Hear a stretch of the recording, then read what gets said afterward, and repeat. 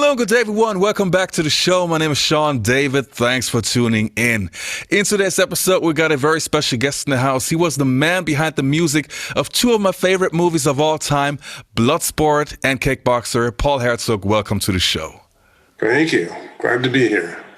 Now, Paul, the first question that always comes to mind is, back in the 1980s, when martial arts movies were super exciting and a huge market back in the days, how did you get involved with a movie such as Bloodsport? I'd have to say it was a combination of luck and accident. I knew the producer. I had done a small video for him prior to his getting into the movie.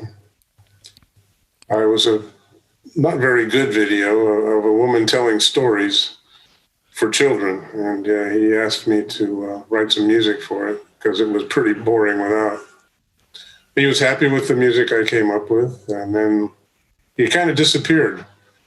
And through a friend, I found out he was in Hong Kong making a movie. I didn't know much about it. But when he got back, I called him up and said, I'd love to write the music for your movie. I mean, I didn't know anything about martial arts. I didn't know anything about what was going on. So he invited me to a screening. I sat and watched the movie with him and the director. And I was trying to figure out the whole time, because I liked it, I was trying to figure out how I could convince him to hire me.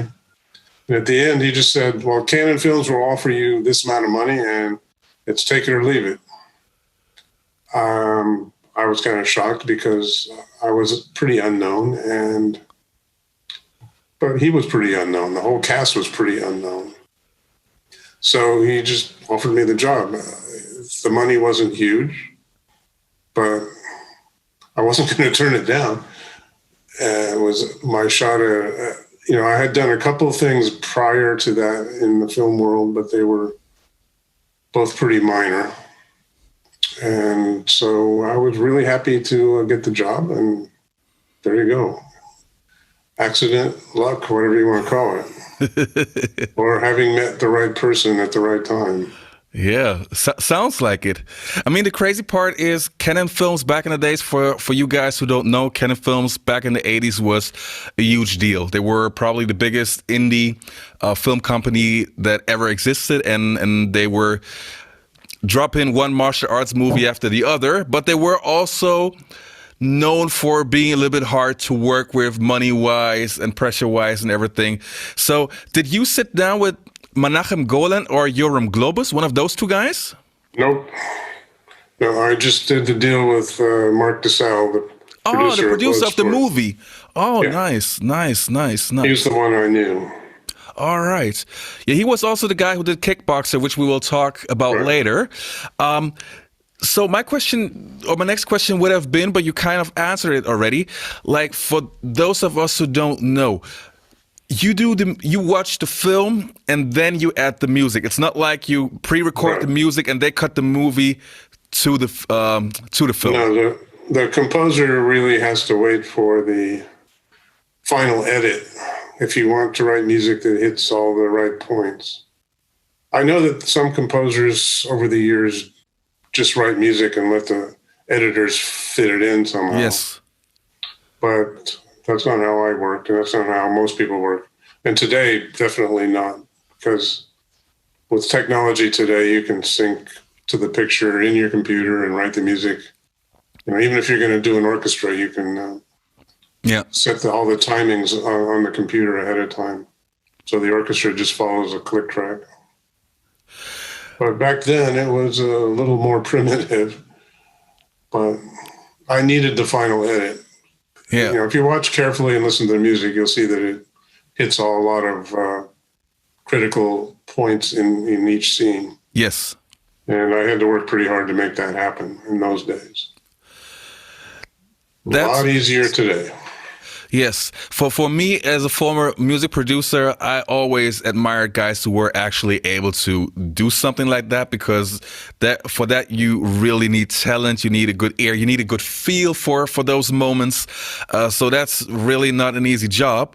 What I also would like to know is, because the movie, for those of you who don't know, the movie at some point was a little bit struggling before its release. The first cut of the movie was not so good, and Jean-Claude Van Damme, that's at least the official version, offered to edit the movie because the movie was almost shelved and not supposed to get out. Were you hoping that, or did you ever have the hopes that this movie will be a big movie, or did you give up hopes at some point, or did you have no expectations from the beginning till the end? Well, first of all, the edit that I worked with was the edit that was released. All right. So I don't know what happened before that. I've heard stories from different people. I know that the screening I saw was not the final edit. They were still working on that whole flashback scene with the kids. And they showed that to me separately. They hadn't cut it into the film yet. But when I got actually to start working on it, it was the final edit. It was not changed after that. But I don't know how it got there. You know, Frank Dukes told me some stories, and Mark DeSalle told me some stories, and I don't know. You know, there's a lot of mythology about the film.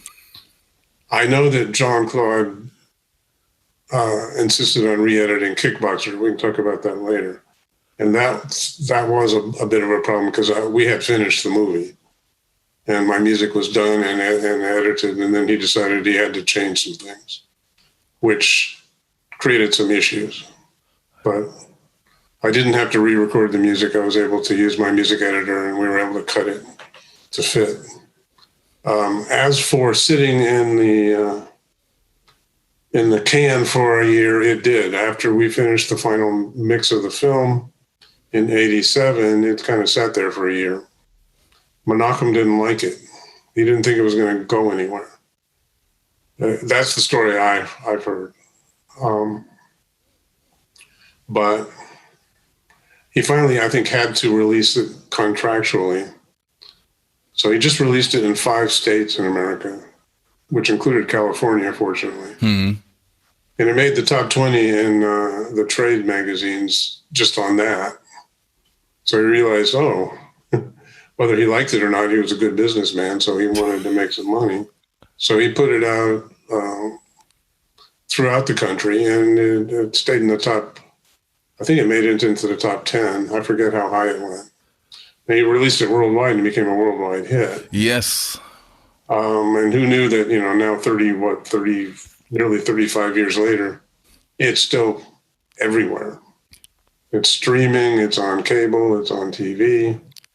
Every now and then it gets played in a theater. Still. And every generation of kids comes up, if their fathers were fans, and then they become fans. So, yeah, but the music was also a big part. That's what I think, and that's what a lot of people tell me.